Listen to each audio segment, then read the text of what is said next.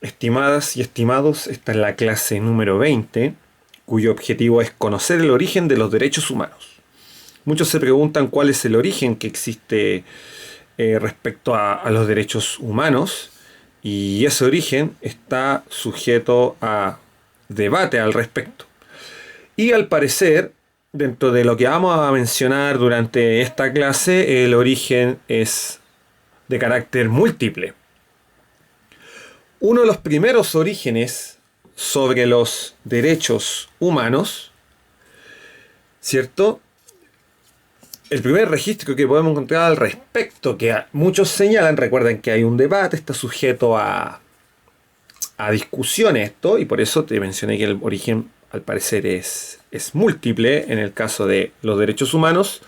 Uno de los primeros registros que podemos visualizar en la historia, muchos consideran que se planteó derechos en el llamado cilindro de Ciro. El cilindro de Ciro fue un documento donde el rey persa Ciro el Grande decretó la liberación de esclavos y el derecho de cada persona a elegir sus propias creencias.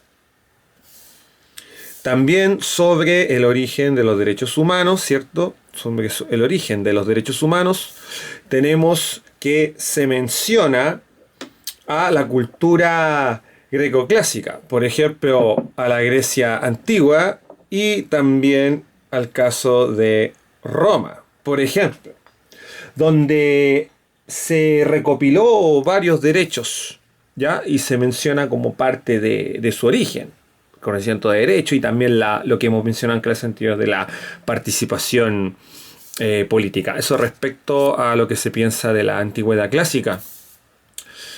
También puedo mencionar la influencia judeo-cristiana, la influencia judía y la influencia cristiana, al señalar que los seres humanos, ¿cierto? Que los seres humanos poseen dignidad y también derechos solamente por ser personas, solamente por existir, y esto nos plantea una visión natural al respecto que va a impactar en bastantes pensamientos que vamos a señalar con posterioridad.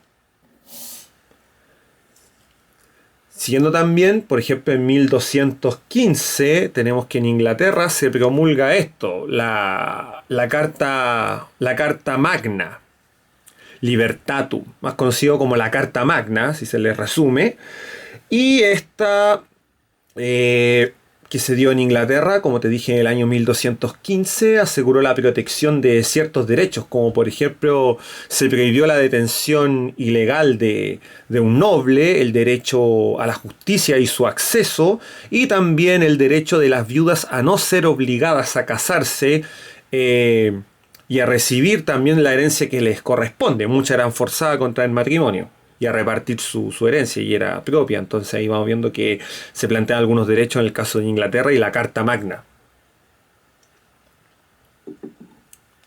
En 1222 tenemos la llamada Bula de Oro. La Bula de Oro la escribió, ¿cierto?, el rey de Hungría, y estableció que los nobles no podían ser arrestados solo porque el rey lo solicitaba. Entonces el rey, ¿cierto?, escribe esta bula y sanciona, entre otros elementos más que podríamos mencionar, pero destaca más que nada eso del arresto arbitrario, que es parte de una dinámica de tener derecho a la defensa y que nadie me pueda acusar por cualquier cosa. Aquí tenemos que tanto la Carta Magna como la Bula de Oro lo que hacen es evitar el abuso de poder. Eso es lo que vamos a visualizar en ambas cartas, por ejemplo. Eso es lo que vamos a visualizar en ambas cartas. Evitar el abuso de poder por parte de los gobernantes. También en la Edad Media tenemos a Santo Tomás de Aquino.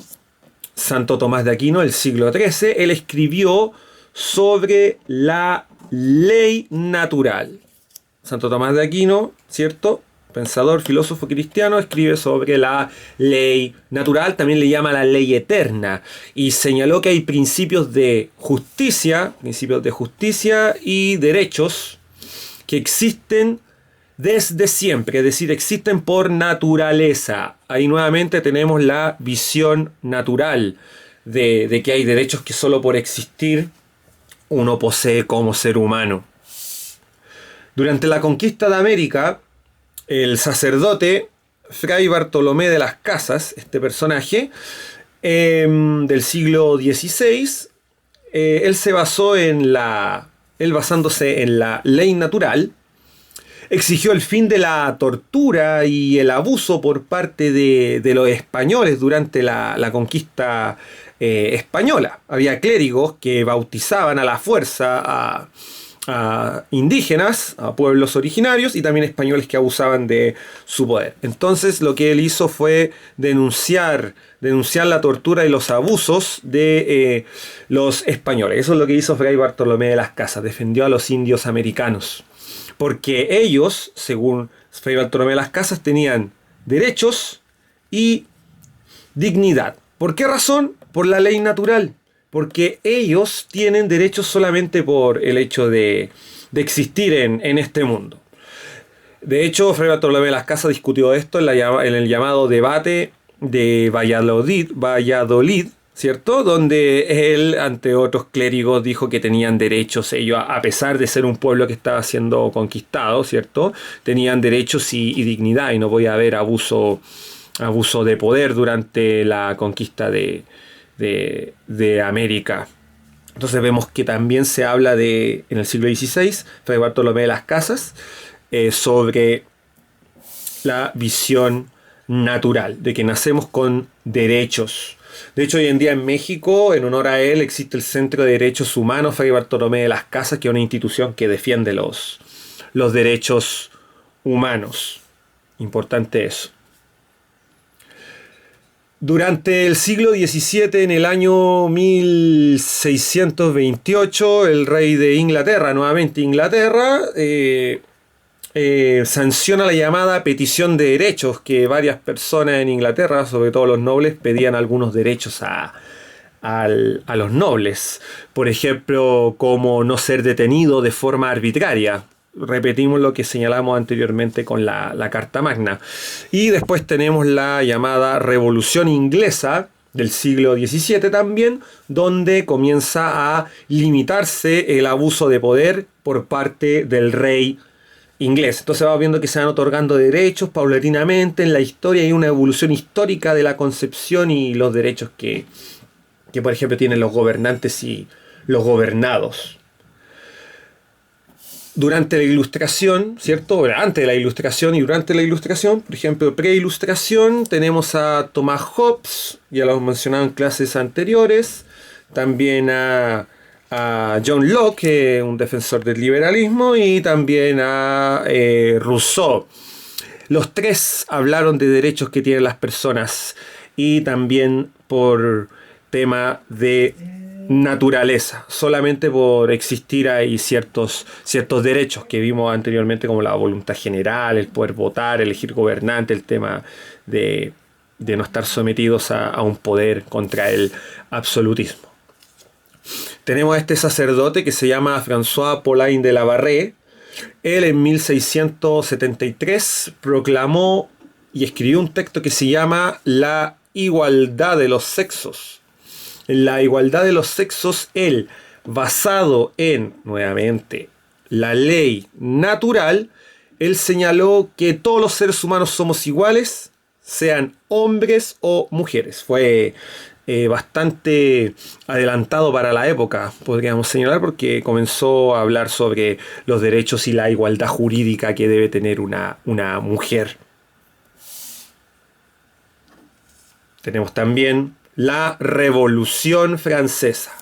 La Revolución Francesa en el siglo XVIII. Aquí tenemos otro documento, vamos de documento en documento, donde se van estableciendo ciertos derechos. La Declaración de los Derechos del Hombre y el Ciudadano. Aquí se estableció que todos los hombres, eso señala el texto, nacen libres y también nacen iguales. Ahora, este texto excluyó a las mujeres y a los afroamericanos y africanos que vivían en las colonias holandesas, algo bien paradojal, por decirlo de alguna forma. Por esa razón, esta autora, Olam de Ghosh, ella proclamó la Declaración de los Derechos de la Mujer y la Ciudadana, exponiendo que existía una igualdad jurídica entre hombres y mujeres, y ella se basó también en la visión natural, es decir, que tenemos derechos, tanto hombres como mujeres, desde una concepción naturalista. Por nacer tenemos ciertos derechos. Y esta igualdad jurídica de Ghosh la comenzó a establecer también en el contexto de la Revolución Francesa. Y seguimos con más documentos. En 1776 se da la Declaración de Virginia en los Estados Unidos, durante el proceso de independencia de los Estados Unidos. Y se habló de derechos como el juicio justo y también la libertad de expresión. Y se basaron nuevamente en una visión natural para señalar que estos derechos son innatos al ser humano. Los tienen las personas solo por existir, solamente por nacer.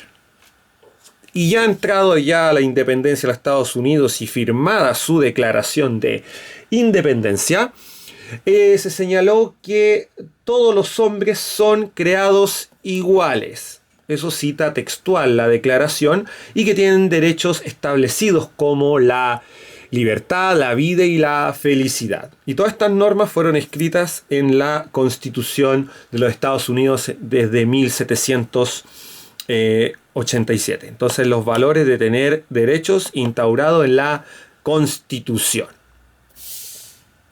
Durante el siglo XIX vamos a entrar a otra dinámica. Estamos hablando de derechos, por ejemplo, netamente políticos. Pero durante el siglo XIX, producto de las protestas que realizaron los obreros durante el siglo XIX y la crítica que había a elementos como la cuestión social, comienza a darse derechos que involucran al trabajo. Esto desde las críticas que hizo el socialismo y el catolicismo social para fomentar dichas leyes.